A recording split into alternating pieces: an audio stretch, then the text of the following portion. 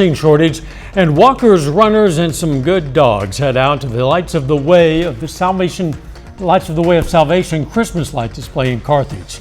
KOAM News at 10 is next. Now at 10, thousands of area families will soon see relief for their medical bills. Plus, time to turn out the lights as the party comes to a close for Joplin business. And on your marks, get set, glow. Runners and walkers take off through the Way of Salvation Christmas light display in Carthage. The 4 states' most watched news starts now. Thousands of area families are getting relief from their medical bills. This is KOAM News at 10. I'm Dow Quick. The announcement comes from Hope City Church, which has campuses in both Joplin and Northwest Arkansas. The church says it's negotiated to erase $4.2 million in medical debt for families in Southwest Missouri and Northwest Arkansas this Christmas. The program targets unpayable debt that's too large for someone to overcome on their own due to either the size of the debt or the income of the recipient.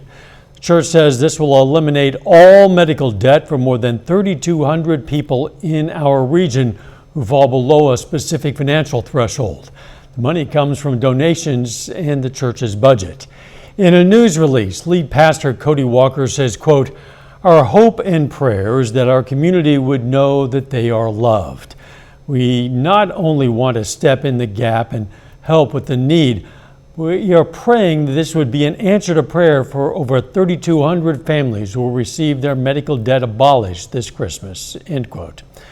You'll find more information on this story on KOAMnewsnow.com. Cherokee County Health Department hosted an outreach clinic at Galena City Hall today.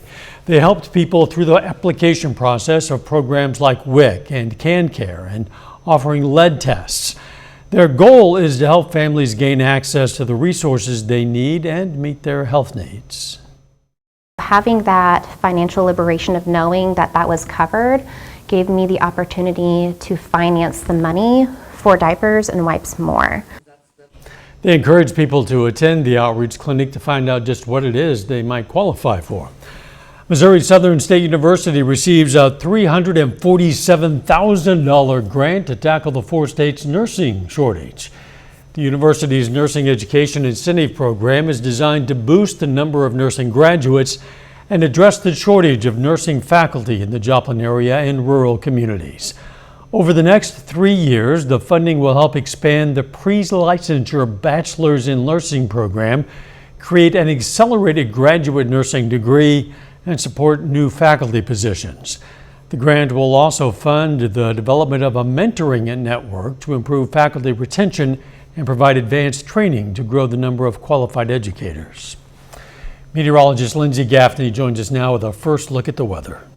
Well, we had storms this morning that brought a cold front, so we had temperatures dropping. Our high was actually just after midnight at low 60s, and then we're going to continue to drop into lower temperatures as we head into this evening. But our high temperature about 3:30 was just about 59 degrees. So we did have about a 10-degree drop from our highs from yesterday because of that cold front, but it didn't really drop our temperatures as we continue into the week too much. Now, most of the rainfall was in Missouri along and south of I-44. We got about 4 inches of rain as a maximum, but most of us received about ½ an inch all the way to about 2.5 inches. Now, a few clouds are going to continue to push into the area, so we're going to have a partly cloudy day to a mostly cloudy day as we head into Tuesday, along with some more chances of isolated showers along another cold front that's going to be coming in tomorrow evening. I'll have those details coming up.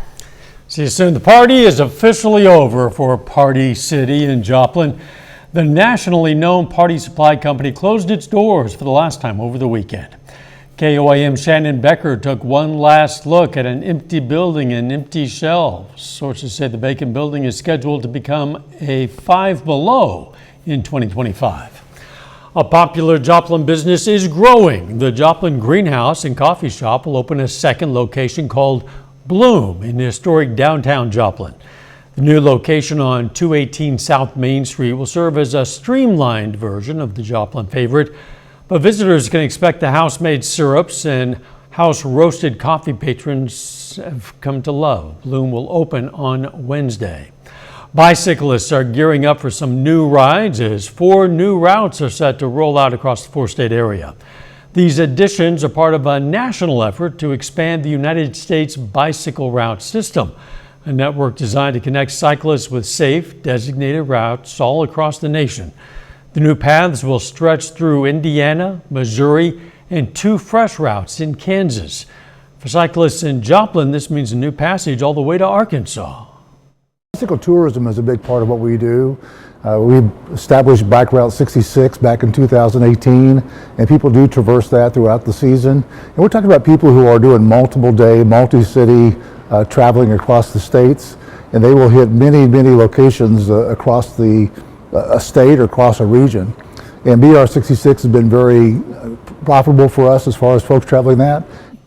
This will be the most added mileage in any year, totaling 50,000 miles of routes available. Revelers gathered in Carthage tonight and took off for a run, walk, or jog through the Way of Salvation Christmas light display. The event started at the Church of the Nazarene parking lot and was free, open to the public.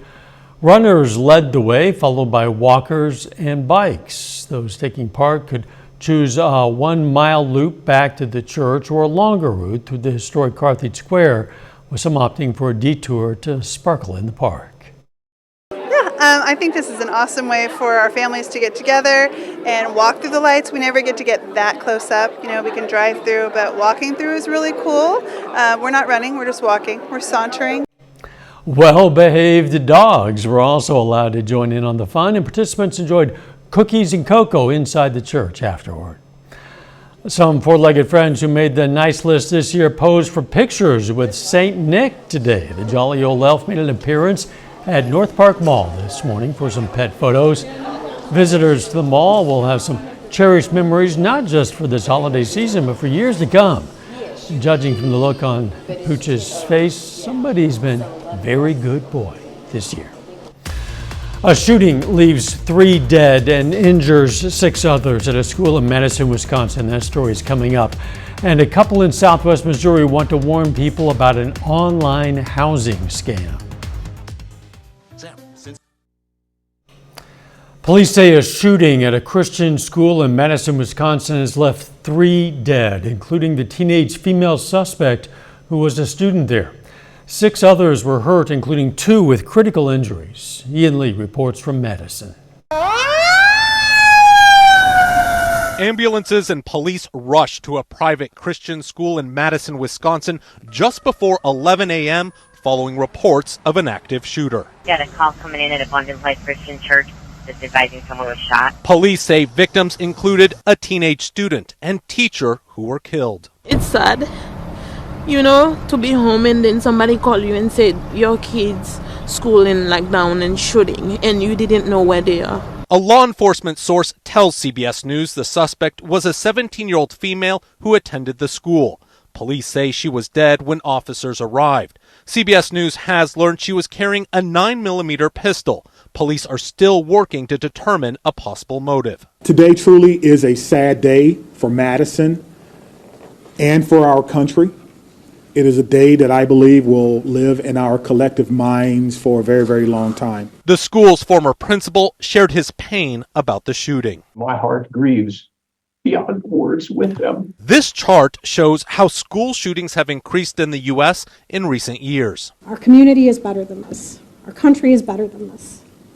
Cannot continue. Saturday marked 12 years since the shooting at Sandy Hook Elementary School, where 20 first graders were shot to death. Ian Lee, CBS News, Madison, Wisconsin. Almost 400 students from kindergarten to high school attend Abundant Life. This was to be the final week of classes before the school's Christmas break. A judge today sentences a man for a 2023 murder in Galena, Kansas. Billy Barker gets what's called a hard 50 sentence. That's a life sentence without eligibility for parole for 50 years rather than 25. In June, after a 3-day trial, a jury found Barker guilty of fatally shooting 27-year-old Levi Porter in April of 2023. They convicted Barker on charges of first-degree murder, being a felon in possession of a firearm, and criminal carrying of a weapon. He was also sentenced to a year for each of the other counts.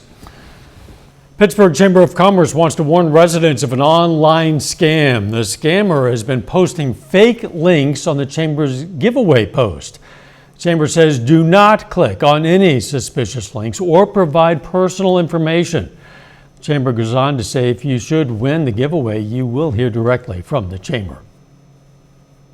Another scam going around, this one in Southwest Missouri. A Springfield couple listed their home for sale recently, only to be notified by their realtor that they had been scammed out of their money after responding to what turned out to be a fake ad. One real estate agent says don't give a deposit to someone until you've seen the property in person.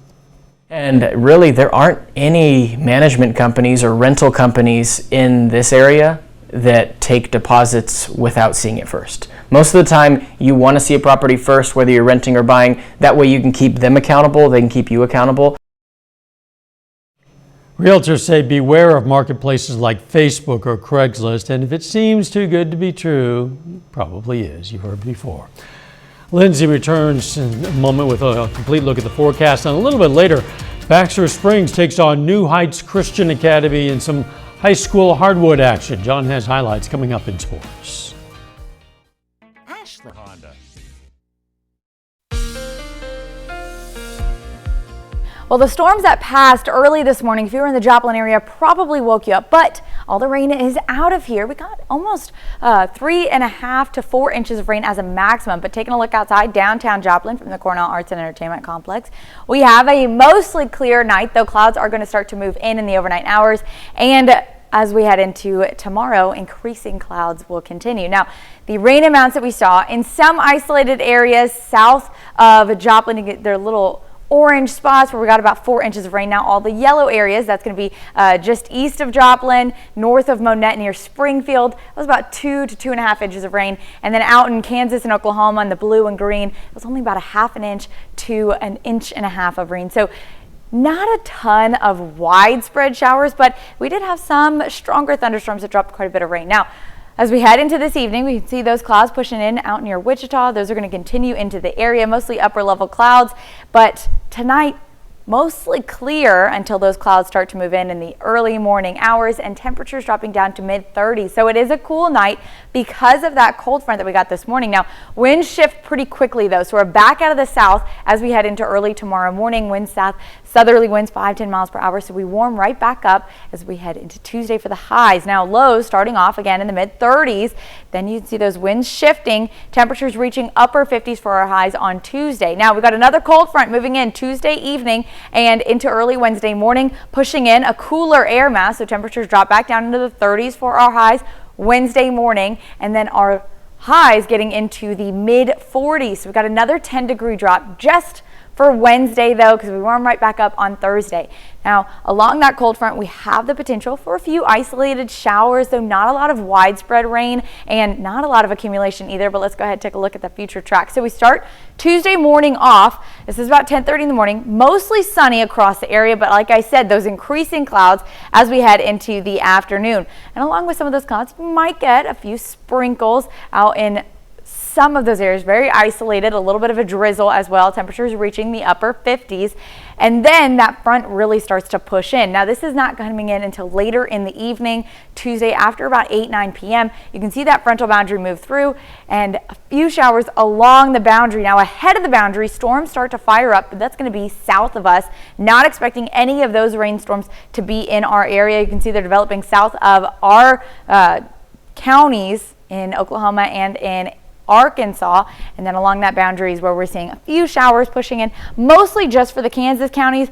By the time it gets to Missouri, Oklahoma, and Arkansas, mostly dissipating, and then temperatures will just continue to drop for our Wednesday highs. Now, along with a few rain showers, we're also seeing winds picking up, so 15-20 mile per hour wind gusts out of the west, east, southeast, and then as we head into Tuesday afternoon and into early Wednesday morning, when that front pushes in, we've got winds gusting up to 30 miles per hour. Now temperatures are cooler on Wednesday, but we warm back up for Thursday, and then another cold front chills us out for the weekend. Lindsay, thanks. The American Academy of Pediatrics has issued a new report about a baffling condition known as PANS, or Pediatric Autoimmune Neuropsychiatric Disorders. Not much is known about the causes and treatment for it, which is characterized by the sudden onset of symptoms such as obsessive compulsive behaviors, tics, or anxiety. A subset of the condition is linked to strep infections, but the authors say antibiotics should only be recommended if the child tests positive for strep. They recommend interventions such as cognitive behavioral therapy as the first line of treatment. The AAP also updated its recommendations for detecting critical congenital heart disease in newborns. CCHD is a birth defect that causes the highest number of deaths in infants due to congenital malformations. The new guidelines call for a simplified screening algorithm allowing for earlier intervention.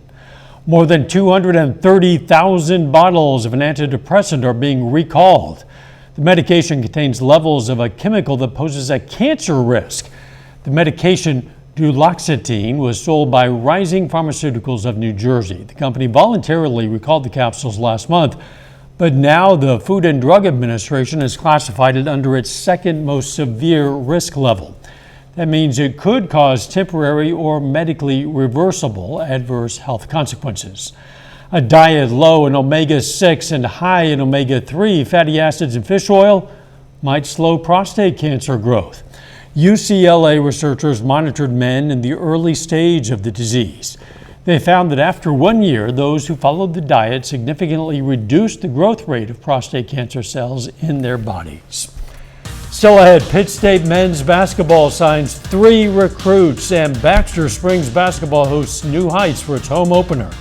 John Dales has those stories and more up next.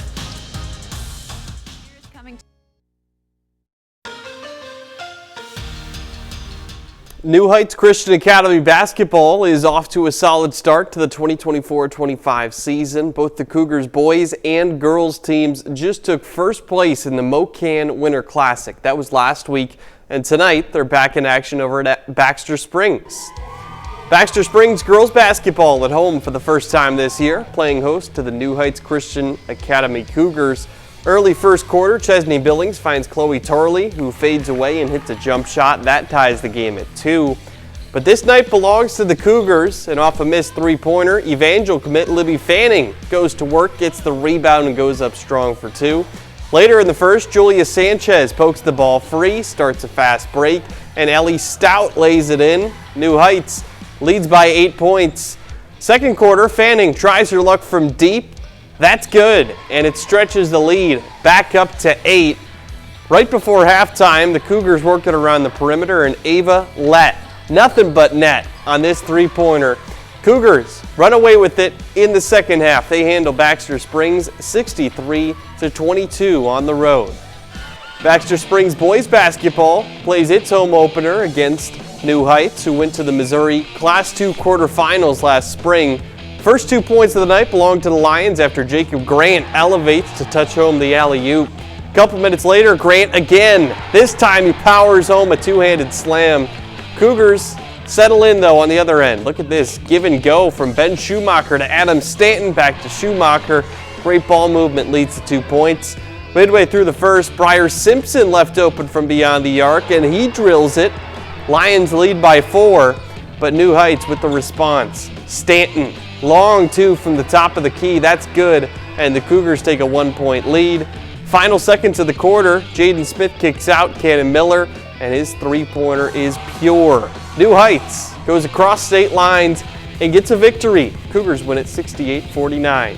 Well, Pittsburgh State men's basketball is off to a 6-3 start to its 24-25 season. Tomorrow, the Gorillas are back in action after 9 days off. Today, Jeff Boshy's team announces 3 new signees for his 2025 recruiting class. The Gorillas add 3 high school seniors to their squad for next season, starting with E.J. Breland, a 6'1" guard from St. Patrick High School in Chicago. He's a 3-time all-conference performer, and he averages 17 points a game so far this year. They also signed Landon Short, a 6'2" guard from Stony Point High School. That's in Texas, and he helped lead them to a state runner-up finish a year ago. And Maddox Teeter, a 6'7" forward. He's averaging 10 points and 7 rebounds for Farmington High School in Arkansas.